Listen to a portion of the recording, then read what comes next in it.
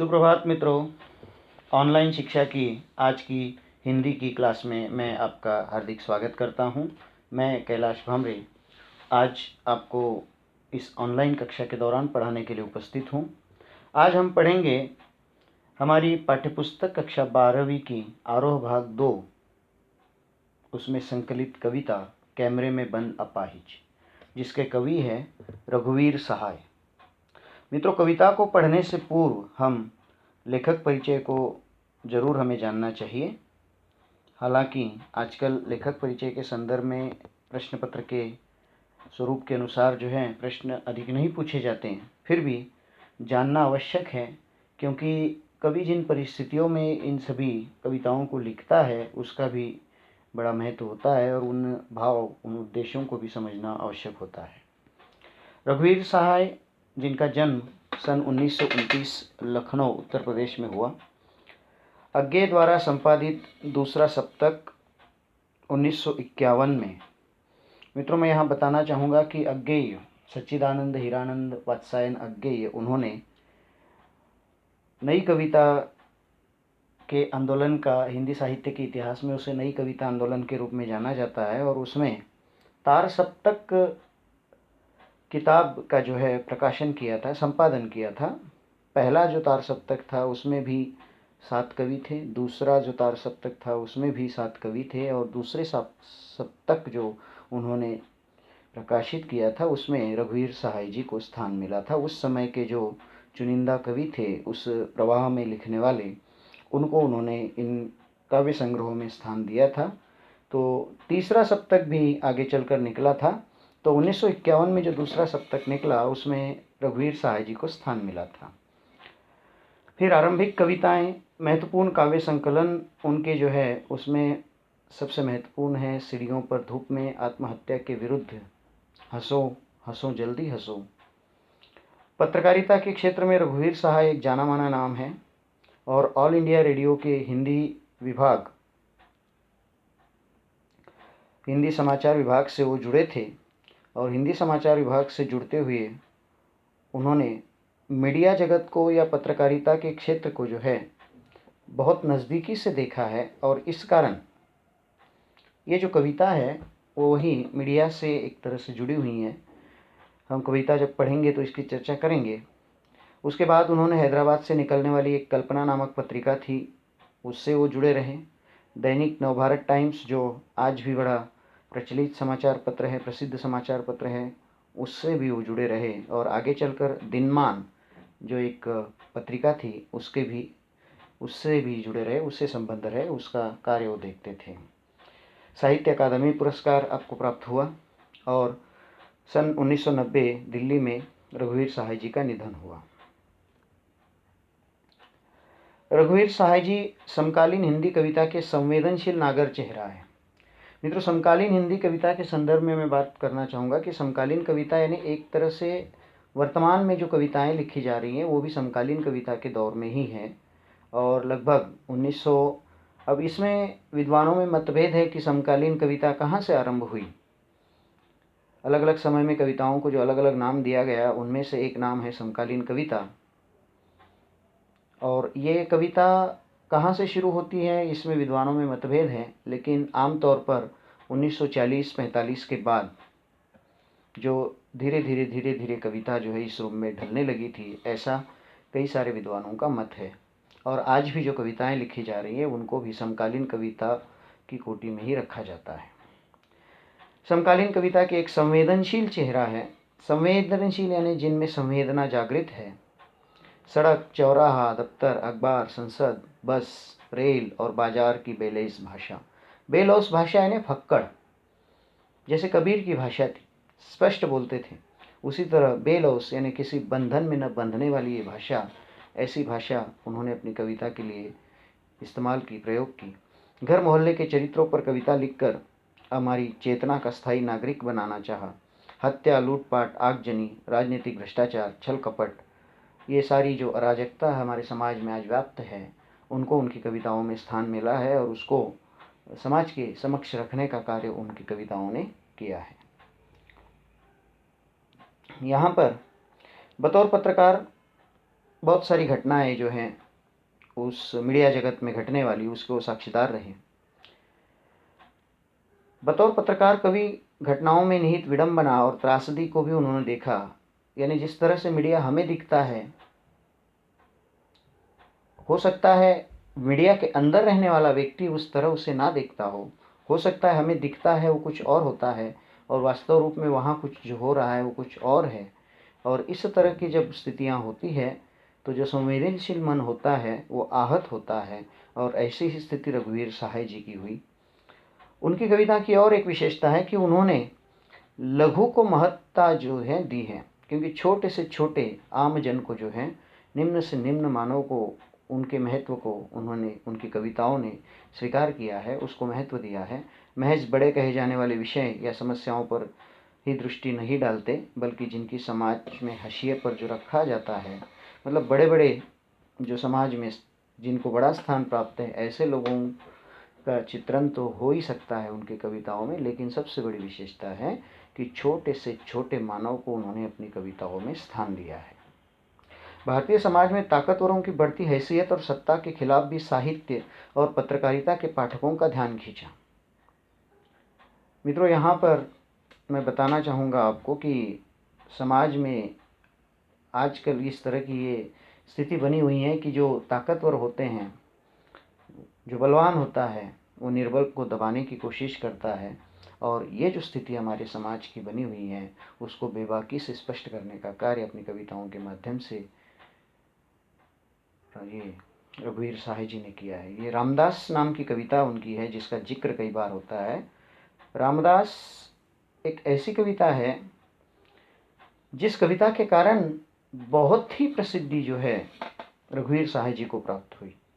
रामदास कविता इतनी चर्चित कविता है कि आज भी आप तो रघुवीर सहाय की कमरे में बंद अपाहिज जैसी कविता पढ़ रहे हैं, लेकिन आगे चलकर रघुवीर सहाय की ये रामदास कविता जो हैं, ये जो लोग हिंदी के क्षेत्र में आगे बढ़ेंगे, बीए करेंगे, एमए करेंगे, हो सकता है स्नातक और परास्नातक स्तर पर रामदास कविताएं कहीं न कहीं रामदास से भेंट जो है उनकी हो सकती है। तात्पर्य ये कि बड़े बड़े यूनिवर्सिटी के जो अलग अलग विश्वविद्यालयों के जो पाठ्यक्रम हैं उनमें रामदास कविता का जो है अध्ययन किया जाता है। उसमें निहित लघुमानव का जो स्थान है बड़ा महत्वपूर्ण है। रामदास कविता के बारे में थोड़ी सी बात मैं आपको बताना चाहूँगा कि रामदास एक ऐसे व्यक्ति का, समाज का एक ऐसा प्रतिनिधि है जो सारे अन्याय अत्याचारों को सहन करते हुए हम सहते चले जाते हैं लेकिन आवाज़ नहीं उठाते, लेकिन रामदास है जो इस व्यवस्था के खिलाफ आवाज़ उठाता है। अब व्यवस्था के खिलाफ आवाज़ क्यों नहीं उठाते? क्योंकि हमारे मन में डर होता है, हमें मृत्यु का भय होता है, लेकिन रामदास को मृत्यु का भय नहीं है, वो आवाज़ उठाता है। अब रामदास के बहाने मैं आपको पिछले साल ले चलूँगा। पिछले साल हमने 2 कविताएं पढ़ी थी 11वीं में। एक थी दुष्यंत कुमार की गज़ल, तेरा निज़ाम है सिल दे शायर जुबां की, यह एहतियात ज़रूरी है इस बहर के लिए। तात्पर्य क्या कि सत्ताधारी या जो ताकतवर होते हैं, जो प्रस्थापित लोग होते हैं, वो कमज़ोरों की आवाज़ बंद करने की कोशिश करते हैं। और ठीक वही बात रामदास कविता में व्यक्त होती है कि रामदास की आवाज़ बंद करने की कोशिश होती है और बंद करने की उस कोशिश में रामदास की हत्या होती है। रामदास भी जानता था कि उसकी हत्या होना निश्चित थी, उसके साथी भी जानते थे, लेकिन वो डरा नहीं, अन्याय का प्रतिकार किया। और इस तरह का वर्णन, ऐसा भाव उस कविता का है। तो तात्पर्य ये कविता बताने का उद्देश्य ये कि इस तरह आम आदमी की आवाज़ को बुलंद करने वाली कविताएं जो हैं रघुवीर सहाय के द्वारा लिखी गई। अत्यंत साधारण और अनायास से प्रस्तुत कविता की जब बात करेंगे तो बिल्कुल साधारण सी कविता लगती है। समाज में दारुण विडंबना और उसको पकड़ने की जो कला रघुवीर सहाय जी की है वो इस कविता में हमें देखने मिलती है। सहाय जी एक तरह से प्रातिनिधिक रूप से यहाँ पर एक संवेदन शून्य जो हमारा समाज आजकल होता जा रहा है, कारण चाहे कुछ भी हो, बहुत सारे कारण उसके हैं, बहुत सी स्थितियाँ हैं, समाज का परिदृश्य बदल रहा है, लेकिन सबसे बड़ा परिवर्तन ये हो रहा है कि इस बदलते हुए माहौल में हम मानवता खो रहे हैं। मानव मूल्य जो है कहीं न कहीं छूट रहे हैं और उन्हीं मानव मूल्यों की बात कवि यहाँ करना चाहते हैं। यहाँ प्रस्तुत कविता कैमरे में बंद अपाहिज जो लोग भूल गए हैं इस कविता संग्रह से ली गई है।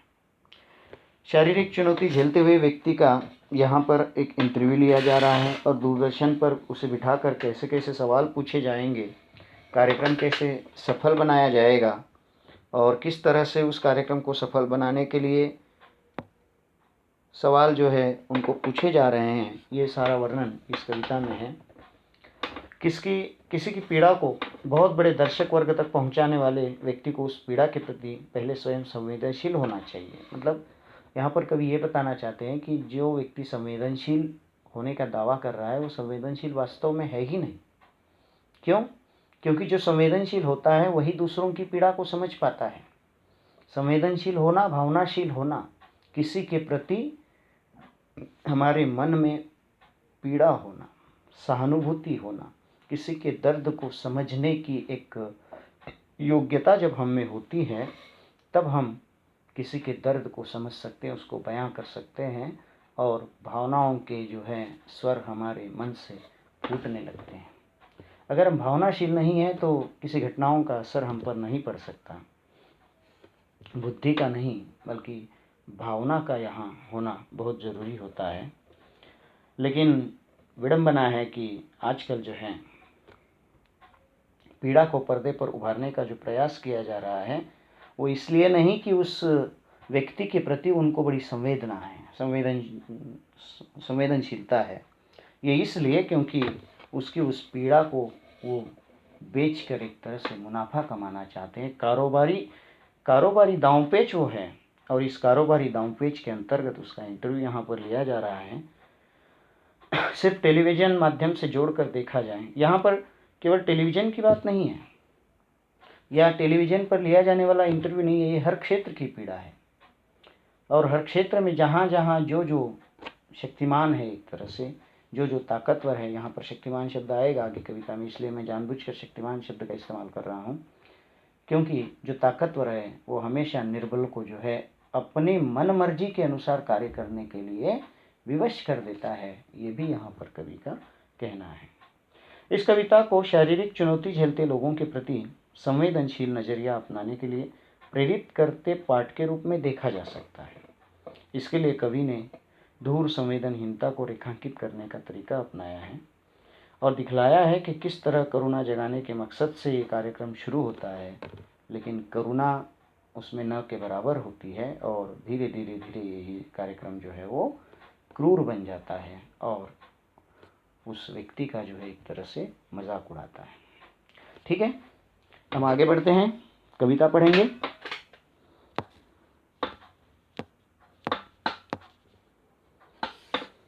कैमरे में बंद अपाहिज। हम दूरदर्शन पर बोलेंगे, हम समर्थ शक्तिवान, हम एक दुर्बल को लाएंगे एक बंद कमरे में। उससे पूछेंगे तो आप क्या अपाहिज हैं? तो आप क्यों अपाहिज हैं? आपका अपाहिजपन तो दुख देता होगा, देता है? कैमरा दिखाओ इसे बड़ा बड़ा। हाँ तो बताइए आपका दुख क्या है? जल्दी बताइए। वो दुख बताएं, बता नहीं पाएगा। सोचिए, बताइए आपको अपाहिज होकर कैसा लगता है? कैसा यानी कैसा लगता है? हम खुद इशारे से बताएंगे कि क्या ऐसा। सोचिए, बताइए, थोड़ी कोशिश करिए, ये अवसर खो देंगे। आप जानते हैं कि कार्यक्रम रोचक बनाने के वास्ते हम पूछ पूछ कर उसको रुला देंगे। इंतजार करते हैं आप भी उसके रो पड़ने का? करते हैं? ये प्रश्न पूछा नहीं जाएगा। फिर हम पर्दे पर दिखलाएंगे फुली हुई आंखें की एक बड़ी तस्वीर, बहुत बड़ी तस्वीर, और उसके होठों पर एक कसमसाहट भी। आशा है आप उसे उसकी अपंगता की पीड़ा मानेंगे। एक और कोशिश। दर्शक धीरज रखिए, देखिए हम दोनों एक संग रुलाने हैं, आप और वह दोनों। कैमरा बस करो, नहीं हुआ रहने दो। पर्दे पर वक्त की कीमत है। अब मुस्कुराएंगे हम। आप देख रहे थे सामाजिक उद्देश्य से युक्त कार्यक्रम। बस थोड़ी ही कसर रह गई। धन्यवाद। मित्रों, ये पूर्ण कविता हमने एक बार पढ़ी, अब इसको समझेंगे। हम दूरदर्शन पर बोलेंगे हम समर्थ शक्तिवान, एक दुर्बल को लाएंगे एक बंद कमरे में। यहाँ पर ये जो पहली 4 पंक्तियाँ हैं, इसी में जो है मीडिया की जो अहम भावना है वो स्पष्ट होती है। पत्रकारिता के क्षेत्र में, मीडिया के क्षेत्र में देखो, मीडिया का बहुत महत्वपूर्ण जो है भूमिका लोकतंत्र में होती है। लोकतंत्र का चौथा स्तंभ मीडिया को माना जाता है। हम मीडिया के संदर्भ में जो अभिव्यक्ति माध्यम में पढ़ते हैं, बहुत सी चीज़ें हम मीडिया के संदर्भ में जानते हैं। मीडिया का काम क्या होता है कि आम आदमी को उसके अधिकार के लिए उस पर होने वाले अन्याय को जो है सरकार तक पहुंचाना चाहिए, इसलिए उसको लोकतंत्र का स्तंभ कहा जाता है। लोगों की बात करने वाला मीडिया होना चाहिए। लेकिन आज बड़ी दुख की बात है कि पहले जो मीडिया हक के लिए, सच्चाई के लिए, नैतिकता के लड़ता था, बड़ी बड़ी पत्रिकाएं जो है इन्हीं मूल्यों के प्रति समर्पित होती थीं, मिट जाते थे, मर जाते थे, अभाव में जीते थे, लेकिन अपने तत्वों के साथ, अपने सिद्धांतों के साथ, अपने मूल्यों के साथ कोई समझौता नहीं होता था। लेकिन मित्रों, आज वो दिन नहीं रहे, ना ही परिस्थितियां भी ऐसी रही। आजकल तो उपभोक्तावाद का ज़माना है और इस उपभोक्तावाद के ज़माने में पैसा ही सब कुछ बना हुआ है और यही कारण है कि हर जगह व्यावसायिकता छा गई है। तो यहाँ भी स्वाभाविक है कि मीडिया का क्षेत्र भी इससे अछूता नहीं रहा। वहाँ भी व्यावसायिकता ने अपने कदम रखे और वहाँ भी मुनाफा कमाना उद्देश्य बनता चला गया। तो दूरदर्शन पर बोलने वाले, दूरदर्शन या उससे जुड़े हुए कर्मी अपने को जो है बड़ा सशक्त मानते। जो भी चैनल है, उस चैनल वालों का ये मत है कि हम बड़े शक्तिवान हैं और हम किसी दुर्बल को लाकर एक बंद कमरे में उसका इंटरव्यू लेंगे, उससे पूछेंगे आप क्या अपाहिज हैं। देखिए, यहाँ पर एक महत्वपूर्ण बात है कि ऐसे ऐसे बेतुके सवाल वहाँ किए जा रहे हैं जिनका कोई तुक नहीं है। अब मुझे बताइए कि किसी अपाहिज को इंटरव्यू के लिए लाया गया है और उससे ये प्रश्न किया जाए कि क्या आप अपाहिज हैं, कहाँ तक तर्कसंगत है? लेकिन ऐसा होता है। हो सकता है ये प्रश्न आपको लगे कि ये बहुत ही अति कर रहे हैं, कभी ऐसे प्रश्न कहाँ पूछे जाते हैं, लेकिन आप थोड़ा सा एक दिन भर जो है, कल या शाम को जो है न्यूज़ के सामने बैठिए, न्यूज़ चैनल के सामने किसी प्रोग्राम को देखिएगा और आपको पता चलेगा कि इसी स्वरूप के कई सारे ऐसे प्रश्न पूछे जाते हैं जिनका कोई तुक नहीं होता है और बोलने का तरीका, ये देखिए, ये है वो इंसान, वो है वो है। आप एक नमूने के तौर पर मैं बता रहा हूँ कि पता नहीं क्या साबित करना चाहते हैं। तात्पर्य क्या कि हमें किसी चैनल के किसी की टीका टिप्पणी नहीं करना है, ना कोई चैनल हमारा है, ना हम किसी चैनल का कोई पक्ष लेना चाहते हैं, ना किसी का विरोध करना चाहते हैं। लेकिन एक बात है, कोई सबसे तेज है, कोई सबसे आगे है, कोई दिन की खबर रखता है, कोई पल पल की खबर रखता है, लेकिन इन सब में जो है कहीं ना कहीं व्यावसायिकता जो है वो भरी हुई है। और व्यावसायिकता के कारण ऐसे ऐसे सवाल वहाँ आते हैं। ये सवाल इसलिए आते हैं क्योंकि जनमानस उनके साथ जुड़े। ऐसे बेतुके सवाल होते हैं या कुछ ऐसे, एक तरह से कहेंगे कि मिर्च मसाला लगाकर कुछ ऐसे सवाल परोसे जाते हैं या ऐसी कुछ खबरें परोसी जाती है ताकि दर्शक वर्ग जो है उसके साथ जुड़ जाए। आपका अपाहिजपन तो आपको दुख देता होगा, तो आप क्यों अपाहिज हैं, ये और सवाल कुछ बेतुके। तो आप क्यों अपाहिज हैं? अपाहिज है तो है, अपाहिजपन दुख देता होगा। मित्रों, ये एक तरह से हो सकता है मेरा कहना आपको गलत लगे, लेकिन एक उसी तरह की बात है जैसे कोई बाढ़ में फंसा हुआ है और उसको पूछा जाए कि आप बाढ़ में क्यों फंसे हुए हैं। अच्छा, आप बाढ़ में फंसे हुए हैं, अच्छा तो आप बाढ़ में फंसा हुए आप कैसा लगता है? बिल्कुल। देखिए, ये संवेदन शून्यता जो है हर क्षेत्र में आजकल जो युवा वर्ग है, जो अलग अलग प्रकार के वीडियो मोबाइल पर हम देखते हैं, उनमें भी संवेदन शून्यता नहीं है तो क्या है?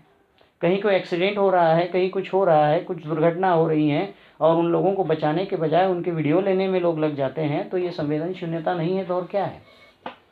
तो कहने का तात्पर्य कि इस तरह के जो बेतुके सवाल जो जान रहे हैं, उनको मालूम है वो अपाहिज हैं, बिल्कुल ये स्वाभाविक है, अपाहिज है तो अपाहिज है क्यों है इसका कोई उत्तर नहीं।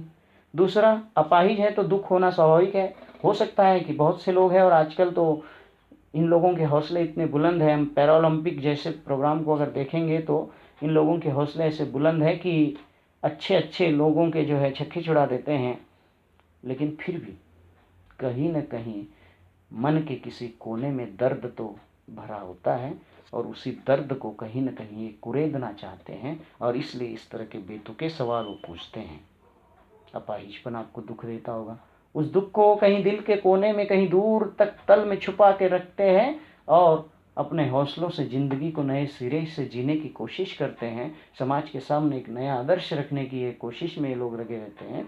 लेकिन ऐसे ही लोगों को जब इस तरह के सवाल जब पूछते हैं तो दुख तो हरा होना स्वाभाविक है। फिर कैमरे को ये यहाँ पर बात बताना चाहूँगा कि ये कोष्टकों में कुछ जो वाक्यांश कवि ने दिए, ये समकालीन कविता की विशेषता है। पहले इस तरह के लेखन की कोई प्रणाली नहीं होती थी, इस तरह कोष्टक में कविता में कुछ सूचनाएं नहीं होती थी, नाटक वगैरह में होती थी, लेकिन ये एक नई पद्धति समकालीन कवियों ने अपनाई है कि जहाँ पर कोष्टकों से जो है एक नई अर्थवत्ता कविताओं को प्रदान करने की कोशिश उन्होंने की है। यहाँ पर कैमरामैन को जो सूचना दी जा रही है वो सूचना इस तरह बताई जा रही है कि देखो उस पर फोकस करो। क्यों? क्योंकि उसके कारण हमें जो है दर्शक मिलने वाले हैं, तो और उसके दर्द को फोकस करने के लिए या उसको उभार कर जो है उसके दर्द को दर्शकों के सामने दिखाने के लिए कैमरामैन को सूचना दी जाती है कि देखो कैमरा दिखाओ इससे बड़ा बड़ा, यानी उसको जूम, जिससे दूसरे शब्दों में हम कहेंगे कि उस तरह उसका चेहरा दिखाने के लिए वो कहता है। फिर कहते हैं कैमरा दिखाओ इससे बड़ा बड़ा। हाँ तो बताइए आपका दुख क्या है, जल्दी बताइए। यानी कैमरा जब तक चल रहा है, जब तक बड़ा सा चेहरा आपका है, जल्दी जल्दी बता दीजिए कि आपको कैसा लग रहा है। लेकिन वो अपाहिज व्यक्ति बता नहीं पाएगा, बता नहीं पाएगा। शांत कुछ जब नहीं बताएगा तो जो एंकर है या प्रोग्राम का जो प्रस्तुत करने वाला, इंटरव्यू लेने वाला, साक्षात्कार लेने वाला जो व्यक्ति है, वो फिर कहेगा सोचिए, बताइए आपको अपाहिज होकर कैसे लगता है, कैसा महसूस कर रहे हैं आप। देखिए ये आम बात हो चुकी। देखिए कई सारी दुर्घटनाएं हमारे यहाँ होती रहती है, जैसे किसान आत्महत्या एक बहुत बड़ा मामला होता है हमारे देश में, कि जिसके कारण किसानों की जो दुरावस्था है उसको उन घटनाओं के मद्देनज़र हम देख सकते हैं। एक बहुत बड़ा मामला है और सरकार को इस मामले पर जो है निश्चित ही विचार करना चाहिए, करती भी है सरकारें। बहुत से विरोधी पार्टियां जो है वो भी इस संदर्भ में सरकार का ध्यान आकर्षित करने की कोशिश करते हैं, और मीडिया कर्मी जो है वो भी इन समस्याओं को समय समय पर उठाते हैं। अब कई सारे प्रसंग में ऐसा भी है कि निष्पक्ष रूप से अच्छी तरह से इन घटनाओं की ओर सरकार का ध्यान, समाज का ध्यान आकर्षित करने की कोशिश की जाती है, लेकिन कई सारे उदाहरण ऐसे भी हैं जहाँ पर व्यावसायिकता के तत्व शामिल हो जाते हैं। कहीं कहीं देखिए जैसे इंटरव्यू वगैरह लेने के लिए पहुँच जाते हैं, जिस किसी किसान ने आत्महत्या की है और वहाँ पर इंटरव्यू लेने जब पहुँच जा रहा है कोई एंकर, तो अब बताइए कि कैसे वहाँ जो उस परिवार के सदस्य हैं क्या इंटरव्यू देने की स्थिति में होंगे? नहीं होंगे, फिर भी पहुँच जाते हैं, और पहुँचने का कारण व्यावसायिकता है। उसके बजाय चैनल वालों को चाहिए कि वो ऐसी मुहिम उठाएं, समाज को जागृत करें। उसके जैसे पत्रकारिता जो है, एजेंडा बनाना, मुहिम चलाना, वॉचडॉग पत्रकारिता, खोजी पत्रकारिता, बहुत सारी पत्रकारिता के प्रकार, उसमें से एक जो है एजेंडा तैयार करना, जनमत तैयार करना, ये जो पत्रकारिता के जो मुख्य आयाम है, उन आयामों के ज़रिए जो है समाज का मन उन प्रवृत्तियों के खिलाफ जो है उठाकर या कुछ ऐसा एजेंडा चलाया जाए कि समाज के लोग उस परिवार को मदद करें। सरकार के लिए कुछ इस प्रकार की कुछ मुहिम चलाई जाए, ऐसी सभी घटनाओं का एक डाटा कलेक्ट किया जाए, उसका एक रिपोर्ट बनाकर सरकार के सामने मीडिया के द्वारा प्रस्तुत किया जाए, तो मुझे लगता है कि इस तरह से इंटरव्यू लेना या ये करना उससे कहीं बेहतर तरीका ये हो सकता है। खैर, एक बस उदाहरण के तौर पर मैं बता रहा हूँ, मेरा किसी चैनल के लिए कोई पक्ष या विपक्ष की बात मैं नहीं करना चाहता।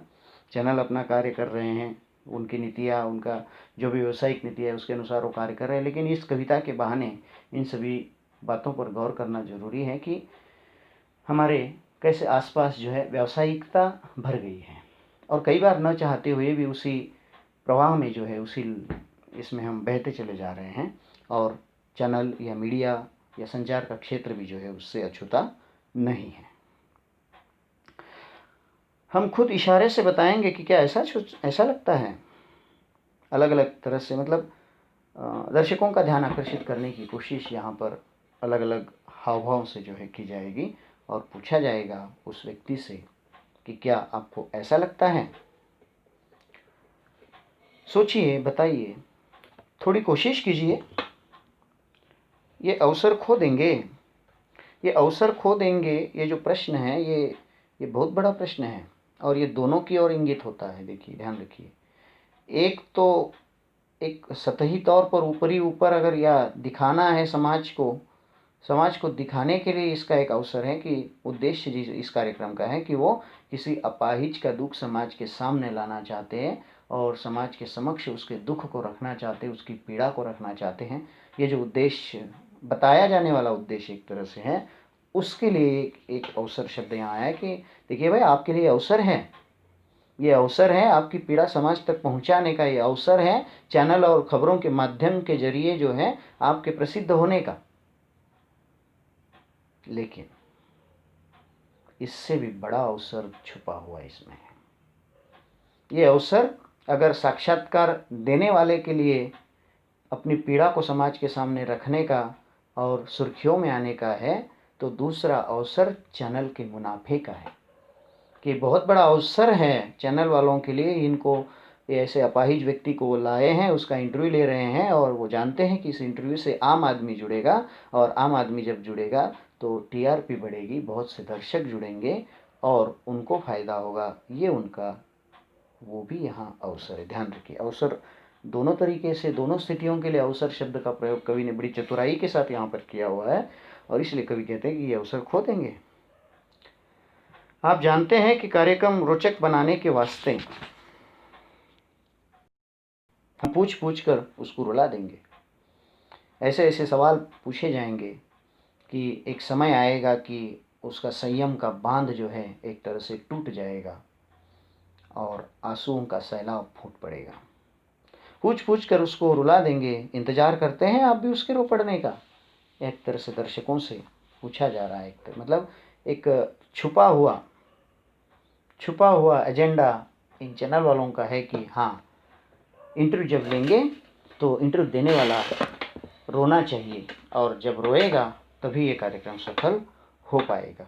वैसे ही प्रश्न पूछा नहीं जाएगा, लेकिन मन में ज़रूर है कि उसको रुलाना है, और जब तक वो रोएगा नहीं कार्यक्रम सफल नहीं होगा।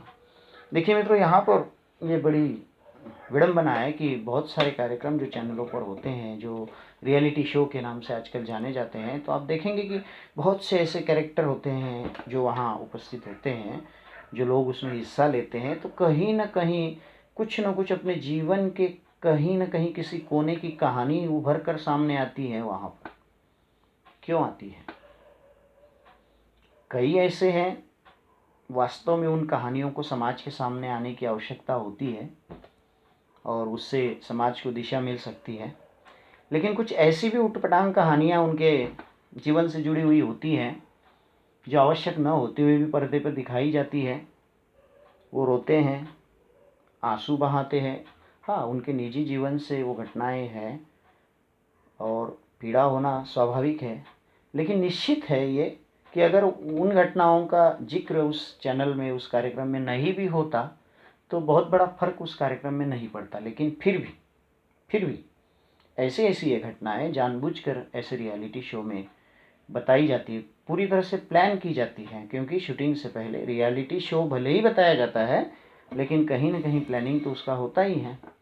तो उस प्लानिंग के दौरान एक तरह से ये मुझे लगता है ऐसा होता होगा कि मैं ये इसलिए बता रहा हूँ कि कहीं कुछ आर्टिकल मैंने बीच में पढ़े थे और उस संदर्भ में इस तरह की कुछ बातें मैंने पढ़ी थी। हो सकता है होता भी हो या ना भी होता हो, लेकिन होता होगा। अब रघुवीर सहाय जैसे बड़े बड़े प्रसिद्ध पत्रकार इस तरह की बात कर रहे हैं, मतलब कहीं ना कहीं तो कुछ होगा। तो वहाँ ऐसी ऐसी घटनाएं दिखाई जाती है जिससे रोने लगते हैं वहाँ पर जो प्रतिभाग करने वाले लोग। और जब रोते हैं तो स्वाभाविक है कि दर्शक भी संवेदनशील होता है, आम आदमी वो उनसे जुड़ता है और वो भी जो है रोने लगता है। तात्पर्य क्या कि उसकी पीड़ा को दर्शकों की पीड़ा से कार्यक्रम जोड़ता है और कार्यक्रम के दर्शकों की संख्या धीरे धीरे बढ़ने लगती है और उसका अप्रत्यक्ष रूप से सीधा सीधा फायदा जो है वो चैनल को होता है। चैनल का मुनाफा बढ़ा, चैनल की टीआरपी बढ़ती है। टीआरपी टेलीविज़न रेटिंग पॉइंट ऐसा कुछ उसका अर्थ है, जो आजकल लोकप्रियता उसी के आधार पर नापी जाती है और उसी के आधार पर मुनाफे का भी पैमाना जो है नापा जाता है। तो ठीक है मित्रों, ये इतना ही अंश जो है आज हम पढ़ेंगे। शेष अंश जो कविता का है वो बाद में पढ़ेंगे। और इस कविता के लिए आज के लिए प्रश्न आपको इतना ही है कि जितनी कविता हमने अब तक पढ़ी है उसका अर्थ आपको लिखना है अपनी कापियों में।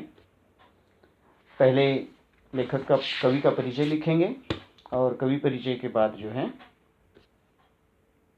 इस कविता को लिखेंगे जितनी हमने पढ़ी। पेज नंबर 24 पर ये जो 4 पंक्तियां हैं वहाँ तक हमने पढ़ी, इस कविता को वहाँ तक कविता लिखेंगे। उसका सरल अर्थ आप लिखेंगे।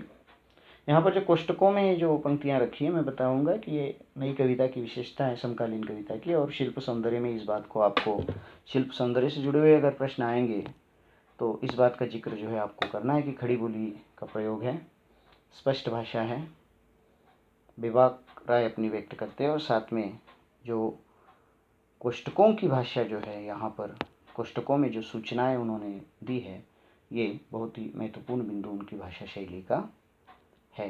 ये भी आप शिल्प सौंदर्य में लिखेंगे। ठीक है मित्रों, धन्यवाद। आपके स्वास्थ्य का ध्यान रखें, घर में रहें, सुरक्षित रहें। आज के लिए इतना ही। अगले वीडियो में फिर आपसे मुलाकात होगी। धन्यवाद।